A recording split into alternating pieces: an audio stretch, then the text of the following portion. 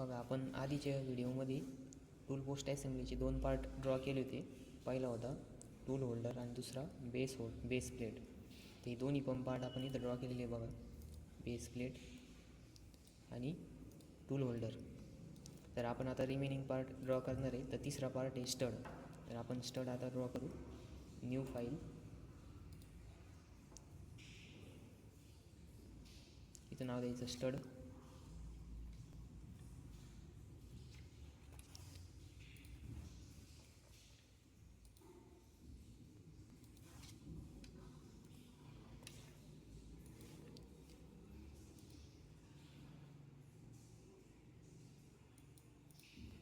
ठीक आहे. तर आपल्याला स्टड आता ड्रॉ करायचं. बघा, स्टडचं ड्रॉईंग बघा.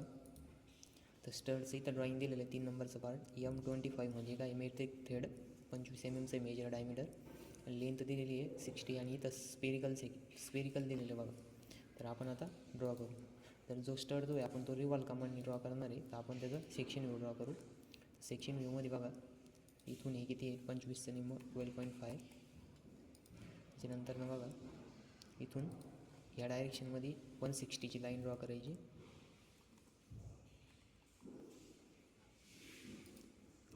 नंतर बॉटम साईडला पण 160.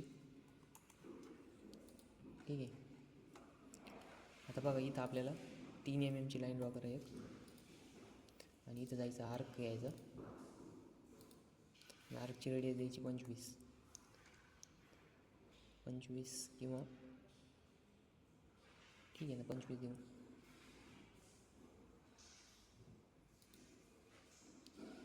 आणि याला काय करायचं, फिनिश करायचं.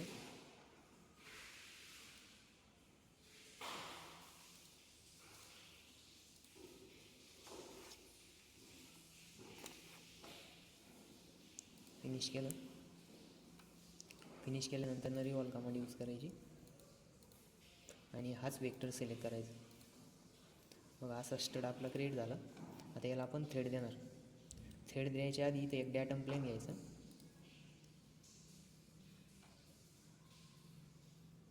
हा जो प्लेन याला पॅरलल आणि 160 डिस्टन्सवरती घ्यायचा. बघा, इथं 160 टाकायचं तुम्ही, 160. आणि इथं बघा, याला काय करायचं, थोडा एक्सटेंड करून घ्यायचं आणि याला ओके करायचं. ओके केल्यानंतर बघा, आता आपल्याला थ्रेड कमांड यूज करायची. दोन्ही बाजून थ्रेड पाहिजे. तर इथं बघा, इकडच्या बाजूने त्याची डेप्थ किंवा लेंथ दिलेली 30 mm आणि इकडच्या बाजूने दिलेली 60 mm. तर पहिले आपण 30 mmची बाजू घेऊ. तर 30 mmची बाजू घ्यायची आधी बघा, इथं 2 टाईपची थ्रेड आहे, डिटेल थ्रेड आणि सिम्बॉलिक थ्रेड. तर तो आपल्याला जर डिटेल थ्रेड दिसणार आहे. सिम्बॉलिक थ्रेड आपल्याला ड्राफ्टिंगमध्ये दिसणार आहे डायरेक्ट, किंवा आपल्याला तसं पण ड्राफ्टिंग करायच्या वेळेस ते आपल्याला डिटेल थ्रेड कन्व्हर्जन करावं लागतं सिम्बॉलिक थ्रेडमध्ये. तर ठीक आहे, मग आपण इथं डायरेक्ट सिम्बॉलिकच थ्रेड घेऊ. सिम्बॉलिक थ्रेड घेताना बघा, हा डायमीटर सिलेक्ट करायचा आणि इथं लेंथ टाकायची. लेंथ बघा, लेंथ दिलेली आपल्याला किती टाकायची, ती एका बाजूने 30 आहे. ठीक आहे. तर ह्या डायरेक्शनमध्ये 30 mm पर्यंत पाहिजे. ठीक आहे. इथं बघा 30 टाकले आणि ओके करायचं. बघा, इथं एक सिम्बॉल आलेलं आहे काहीतरी, एवढं दिसतंय ना, इथपर्यंत थ्रेड आले. त्याच्यानंतर परत एकदा थ्रेड. नंतर बघा, आता इथं हा डायमीटर सिलेक्ट करायचा, बट त्याच्या आधी हा प्लेन पण सिलेक्ट करायचा. 1 मिनटं.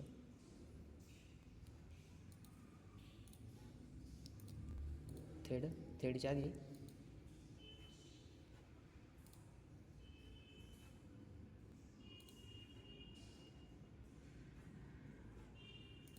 एक मिनटं, आपण त्याला सिम्बॉलिकच थ्रेड घेऊ. पण हा डायमीटर सिलेक्ट केला. सिलेक्ट स्टार्ट कुठून करायचा, तर ह्या प्लेनपासून, आणि ओके करायचं.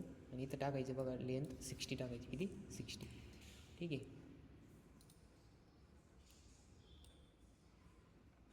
तर हे जे थ्रेड आहे ते इथपर्यंत आले. बघा, दिसतंय का. आणि हा प्लेन स्केच वगैरे हाईड करा. आता हा स्टडच दिसतोय, बट याच्यामध्ये थ्रेड आहे. तुम्ही इथं क्लिक केल्यानंतर कळणार. बघा, किंवा Ctrl+Shift+D जर केलं, Ctrl+Shift+D, आणि तुम्ही इथं सपोज ओके जर केलं, नेक्स्ट,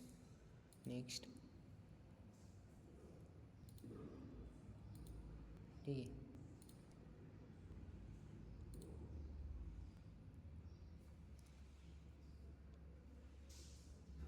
बघा इथं दिसतंय का नाही?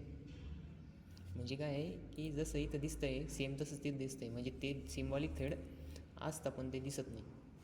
ठीक आहे, मग आपण याला सेव्ह करू आणि नेक्स्ट पार्ट आता ड्रॉ करू. बघा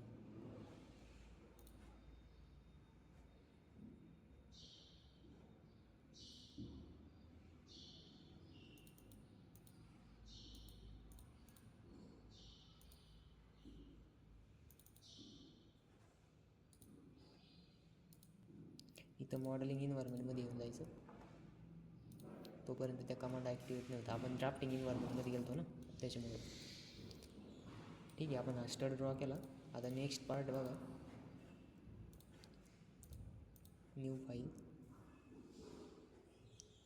न्यू फाईलमध्ये इथं क्लॅम्पिंग नट. तर क्लॅम्पिंग नट कोणता आहे बघा, 3 नंबरचा होता. क्लॅम्पिंग नट इथं दिलेलं आहे बघा. तर क्लॅम्पिंग नटचं ड्रॉइंग दिलेलं आहे.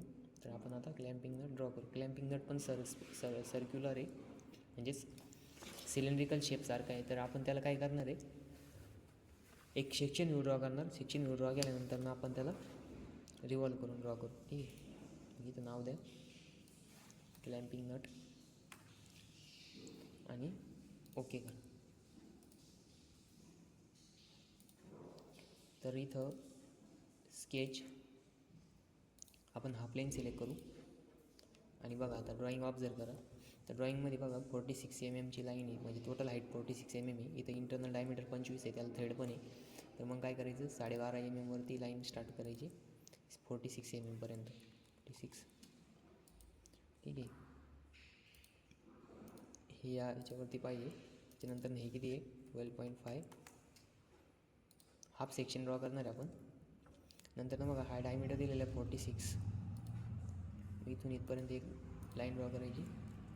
आणि इथं बघा हा डायमीटर जर 46 असेल तर याचा हाफ किती येईल, मग इथं डायमेन्शन द्यायचं 46/2. ठीक आहे, क्लोज. नंतर नेक्स्ट बघा हे 62 आहे. इथून एक लाईन ड्रॉ करायची. नंतर डायमेन्शन द्यायचं इथून इथपर्यंत 62/2. ठीक आहे, बघा. नंतर व्हर्टिकल डायरेक्शनमध्ये वरतून 26 आहे. तर मग इथे एक व्हर्टिकल लाईन ड्रॉ करायची आणि इथून वरतून डायमेन्शन द्यायचं त्याला. या रेफरन्स पॉईंटपासून किती आहे 26. ठीक आहे, आता इथं बघा हा टेपर आहे, तर हे डायरेक्ट जॉईन करून घ्यायचे. या पॉईंटपासून इथपर्यंत जॉईन करून घ्यायचं. ठीक आहे, जॉईन केलं. त्याच्यानंतर बघा इथं रेडियस दिलेली आहे. तर रेडियस दिलेली आहे 8 mm ची. तर मग इथं फिलेट कमांडमध्ये जायचं आणि ही लाईन सिलेक्ट करायची आणि 8 mm एंटर करायचं. बघा आता त्याच्यानंतर बघा नेक्स्ट इथे एक होल आहे, बरोबर. तर ते आपल्याला होल नंतर ड्रॉ करावं लागेल. तर आपण आता पहिले काय करू, रिव्हॉल्व करून घेऊ. ठीक आहे, रिव्हॉल्व करायची पहिले बघा इथं एक स्पियर दिलेलं आहे, बरोबर. आणि त्याचं डायमीटर दिलेलं आहे 50, रेडियस 50 सॉरी. तर मग आपल्याला काय करावं लागतं, ड्रॉ करायला. आणि त्याचं सेंटर पॉईंट दिलेलं आहे 46 mm वरती. तर मग आपण काय करणार, सगळ्यात पहिले या सेंटरपासून एक 46 mm ची लाईन ड्रॉ करायची खाली, किंवा 46 इथं डायरेक्ट काय करायचं 50चं एक सर्कल ड्रॉ करा आधी 50. ठीक आहे, आणि याला ह्या हॉरिझॉन्टल डायरेक्शनमध्ये घ्या. याच्या व्हर्टिकल याच्यावरती घेतलं आहे. ठीक आहे, इथं 46 टाका. बघा हिचं 50 डायमीटर दिलेलं, रेडियस दिलेलं, सॉरी हा डायमीटर आहे. तर इथं रेडियस करा. बघा इथे आलं आहे बघा. आणि याला ट्रिम करायचं. हे ट्रिम करा, हे ट्रिम करा.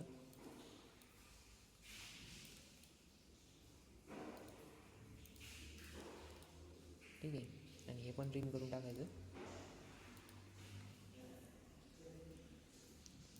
इथं बघा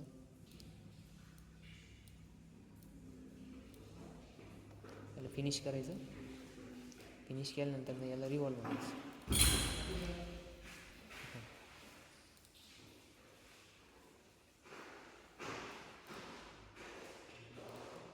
रिवॉल्व केल्यानंतर ना हे कंप्लीट होतं बघा.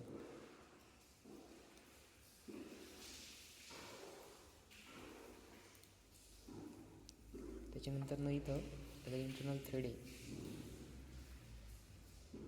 थ्रेड कमांडमध्ये जायचं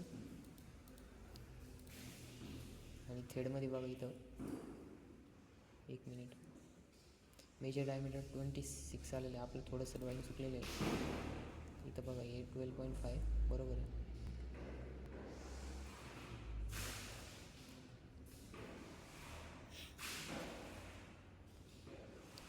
थ्रेड कमांडमध्ये जायचं आणि याला थ्रेड द्यायची.